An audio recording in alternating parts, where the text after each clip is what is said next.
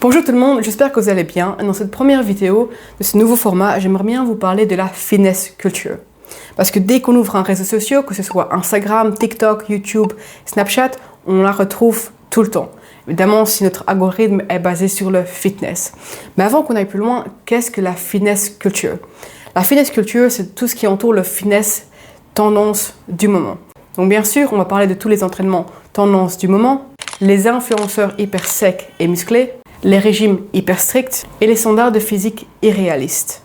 Évidemment, l'image du mode de vie fit et sain que tout le monde voit comme un graal du bien-être. En gros, c'est la manière dont la société nous présente le sport et le corps idéal. Et comment ça finit par influencer notre motivation, notre image corporelle et même notre confiance en nous. Maintenant qu'on a posé les bases, entrons dans le vif du sujet et parlons de ce qui est bien, pas bien, et surtout comment retrouver une relation saine avec notre corps et le sport. Et surtout, le fitness.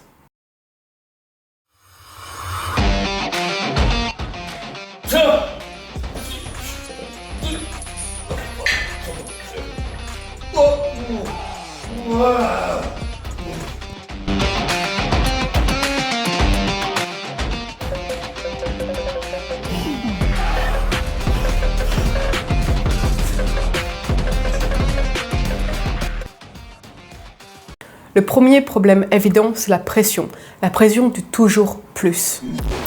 Toujours plus sec, toujours plus musclé et toujours plus performant. Dès qu'on ouvre Instagram, la première chose qu'on voit, ce sont les gars hyper secs, musclés, avec des grosses épaules, six-pack toute l'année, les filles hyper sèches, hyper fines, un ventre plat 24 heures sur 24 et 7 jours sur 7 et les abdos visibles.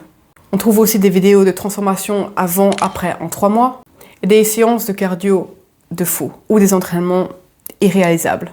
Et à force, on finit par croire que c'est la norme, que c'est à ça qu'on doit ressembler pour être fit ou pour avoir un corps parfait.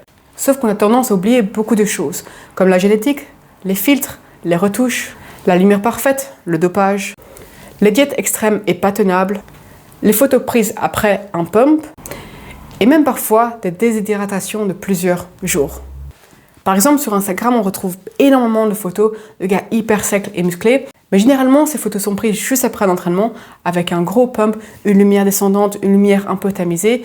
L'environnement parfait pour une photo parfaite. Ou pour les filles, on trouve souvent des photos avec un ventre très plat, mais les photos sont souvent prises le matin, à jeun, sans eau, et après une séance de sport. Mais nous, on scrolle sur Instagram, et on voit ce genre de photos, et on se dit que notre physique ne ressemble pas à ça, et qu'on est loin de l'idéal masculin ou féminin. Et on se sent à la traîne et on commence à avoir ce qu'on appelle la body dysmorphia. Donc quand on regarde notre reflet dans le miroir et qu'on se sent jamais assez bien.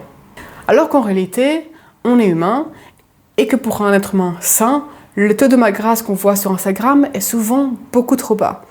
Beaucoup trop bas pour être sain. Un être humain, pour être en bonne santé, doit avoir un taux de masse grasse plus élevé que 4% chez les hommes et 10% chez les femmes. Parce qu'un taux de masse grasse trop faible n'est pas sain du tout, que ce soit pour les hormones, le système nerveux ou pour le muscle en lui-même. La fitness culture nous vend un corps parfait, mais qui n'est pas viable et même des fois, parfois, dangereux.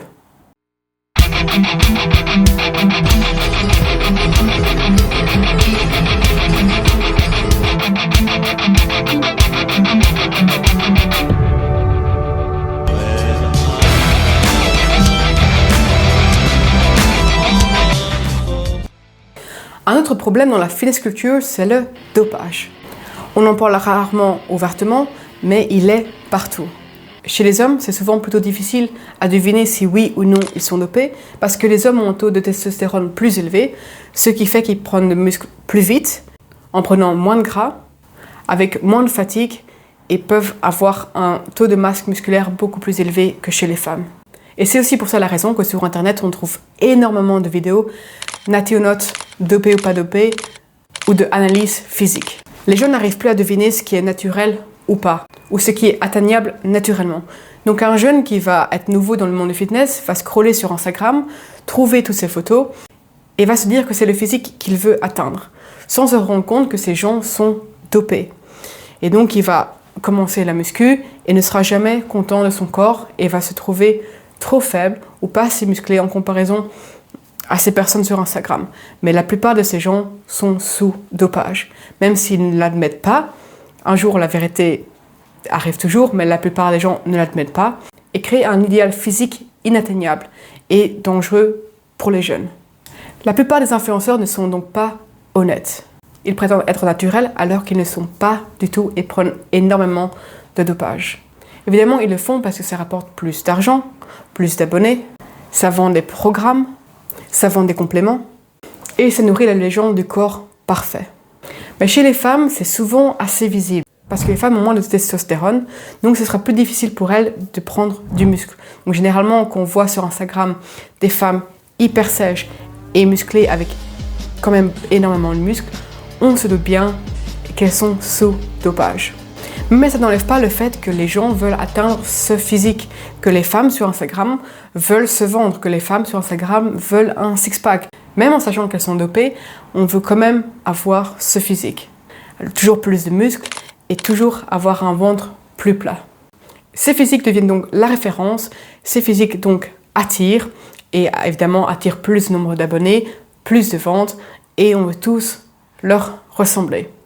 Mais en réalité, essayer de reproduire ces physiques, ça met juste notre santé en danger, ou même leur santé en danger.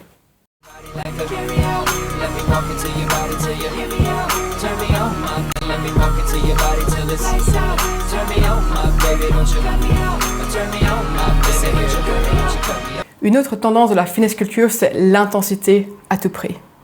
On nous montre des entraînements de fou, comme 2 heures de musculation, des circuits HIIT de 1 heure, des cardio de 3 heures, et suivi d'une série d'abdos de 1000 séries pour avoir un six-pack. Le tout en disant, si tu veux des résultats, il faut souffrir. Mais la vérité, c'est que les influenceurs nous montrent qu'une petite partie de leur entraînement. Ou alors, ils inventent des entraînements parce qu'ils ne veulent pas admettre la réalité. La réalité, c'est que leurs entraînements sont beaucoup plus monotones, beaucoup plus lents et beaucoup plus ennuyeux. Et tout ça, c'est pas vraiment vendeur. Un entraînement efficace, c'est pas 100 burpees, 100 pompes et 300 abdos. Un entraînement efficace, c'est du contrôle, de la mind-muscle connection, des séries proches de l'échec, une bonne technique et de la régularité. On va pas se mentir, c'est monotone et même voire ennuyeux. Et c'est pour ça que personne ne le montre, parce que c'est pas vraiment instagrammable. May is almost over and it's time to get shredded. I'm here to tell you everything you need to know to get that dream beach body before it's time to put those beach chairs away. Let's get right into it. The first thing you should consider is where you're starting at. If you're a couch potato with a beach ball...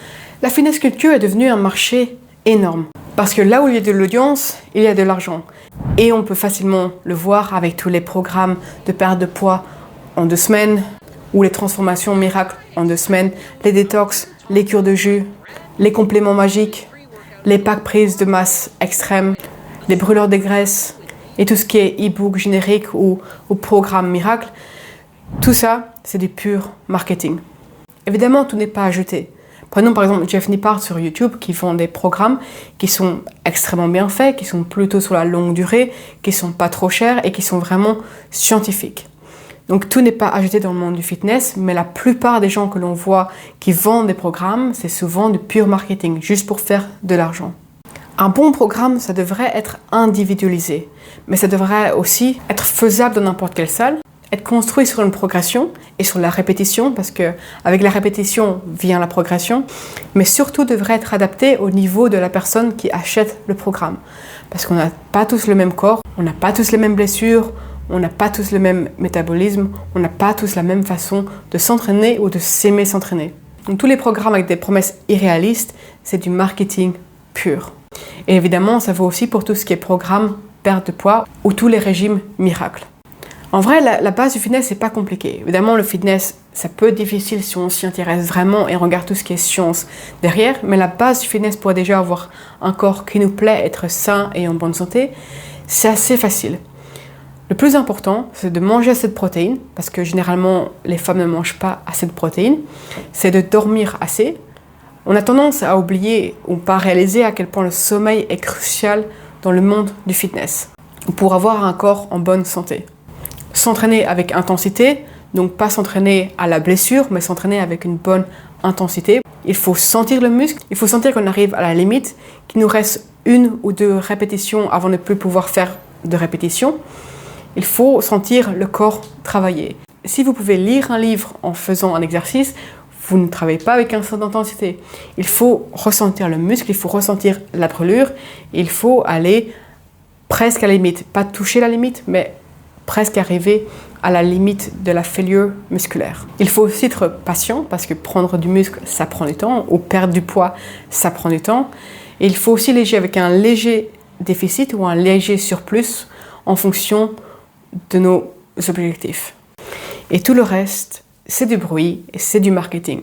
Prenons l'exemple de Liver King, qui est un influenceur américain qui disait sur tous les podcasts ou à tous ceux qui voulaient l'entendre qu'il était naturel et qu'il n'avait jamais touché de dopage de sa vie. Subprimals that are convinced that Liver King is taking steroids. Is Liver King natty? Do you think if I was on steroids, I would have these appendages down here, these legs? Have legs? Do you see how little my legs are? So this is what I say to people that make this accusation. If you don't believe this is possible, then I suggest that you take that self-limiting belief, you put that shit in a fucking box, and you bury that next to all your embarrassing shit, and don't open your fucking mouth about it. Let that live with you. Il vendait des suppléments, il vendait sa façon de manger, qui était une diète carnivore et ancestrale. Et évidemment, il a été découvert qu'il prenait aux environs de $10,000 de produits dopants par mois. C'était pas été un choc pour beaucoup de personnes. More plates, more dates out at that douche nozzle Liver King as being a fake natty. The next thing you know, someone's going to tell me that wrestling isn't real. Seriously, I'm shocked that anybody even believed this dude to begin with. No, I think all the love fake. I can't trust nobody, you can see it in my face. So much lean, I don't know. Mais ça reste de la publicité mensongère.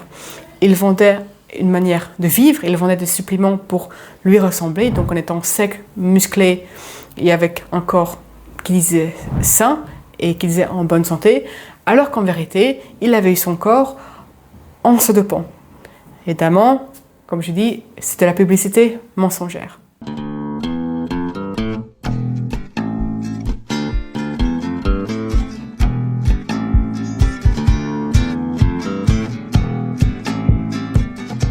Quand on met tous les éléments ensemble, on comprend très vite que le dopage, la génétique et les taux de gras trop bas pour être sain, ce sont les 3 raisons principales derrière les physiques dits parfaits. Ces corps sont loin d'être la norme et ils sont aussi loin d'être sains. En réalité, un homme pour être sain doit avoir un body fat d'environ 15% et pour les femmes, c'est d'environ 20 à 25% de body fat pour être considérée saine. C'est là où les hormones fonctionnent le mieux, où l'énergie est stable et où le système nerveux est équilibré. Il ne s'agit pas d'arrêter les réseaux, mais il s'agit de réussir à faire la part des choses et de se rendre compte de ce qui est sain et dangereux.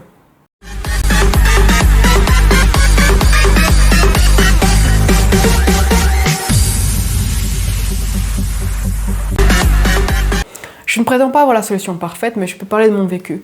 Pendant des années, j'ai cherché ce corps parfait, ce six-pack et ce ventre plat tout au long de l'année, mais je me suis bien vite rendu compte qu'avec ma génétique, soit j'avais ce ventre plat et ces abdos, mais mon taux de masse grasse était beaucoup trop bas pour être sain, même voire dangereux, ou alors j'avais le plus de muscles, mais à ce moment-là, j'avais aussi plus de body fat, où je me sentais évidemment pas hyper bien dans mon corps. Donc c'était soit de l'un, soit de l'autre. Et je n'arrivais jamais à trouver ce corps dont j'étais contente, ce corps dont j'étais fière. Parce qu'évidemment, je voulais ce corps dont on voyait sur Instagram. Mais je me rendais bien compte que quand j'étais trop sec, j'allais pas vraiment bien. J'étais toujours fatiguée, j'avais des problèmes cardiaques, j'avais des problèmes hormonaux, j'étais irritable, j'étais toujours fatiguée, mais d'une fatigue extrême, et j'avais un sommeil vraiment pas bon. Mais évidemment, tout ça, c'était invisible sur les photos que je prenais et que je postais sur les réseaux.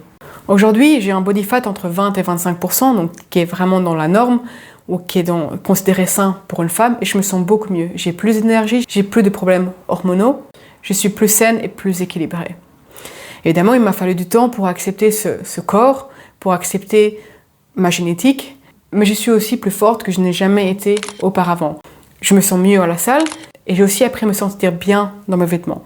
Il m'a fallu du temps pour me rendre compte qu'un taux de masse grasse entre 20 et 25% était parfaitement en bonne santé et c'était justement ce qu'il fallait pour une femme pour être en bonne santé. Et quand j'étais en dessous de ça, oui, je me sentais peut-être bien en me regardant dans le miroir, mais je n'allais pas bien physiquement et mentalement. J'ai dû accepter une vérité simple. Un six-pack ne vaut pas ma santé.